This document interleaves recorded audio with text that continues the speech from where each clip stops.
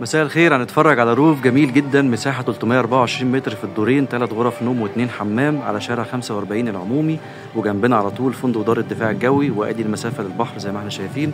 شارع حلو جميل جدا في قلب مدينة شاطئ النخيل العجمي الكيلو 21. احنا كده في البلكونة في اول دور، في 3 غرف نوم و2 حمام، وفي غرفة ماستر. البلكونة هنا معمول كلها سقف من الخشب، بلكونة كبيرة، وهنا كده ريسبشن كبير ياخد قطعتين كبار. وده كده السلم الداخلي اللي بيطلعنا على الدور التاني فوق، سقف بالكامل معمول من الجبسون بورد. هنا كده مطبخ كبير مفتوح على الريسبشن، وفيه رخامة مطبخ كبيرة، ممكن كمان نعمل طقم مطبخ هنا. وهنا مكان للشفاط، وادي كده المطبخ من جوه. وهنا كده الريسبشن من زاوية تانية.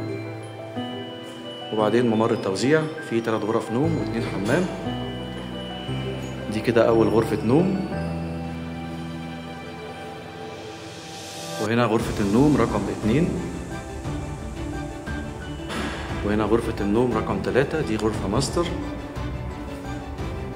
ده كده الحمام الخاص بالغرفة. وهنا كده الحمام التاني أو الحمام الرئيسي.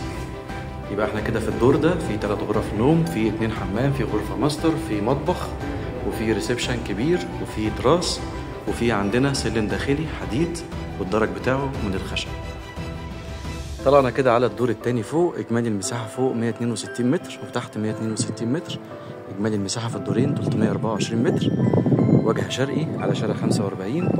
وادي كده سقف القرميد للبلكونة تحت. هنا في شمسية عادتها من الحجر، الشمسية نفسها من الخشب. وهنا في شمسية تانية. وهنا في مطبخ حوض صغير. الدور هنا كله بالكامل واصل له ميه واصل له كهرباء، وممكن نقفل كل دوت بجرجوله خشب. وهنا كده قاعده وفي شوايه. الروف دورين، 3 غرف نوم و2 حمام. اجمالي المساحه 324 متر، مسجل في الجمعيه، وفي عداد كهرباء، في عداد ميه في العماره، في اسانسير وحارس.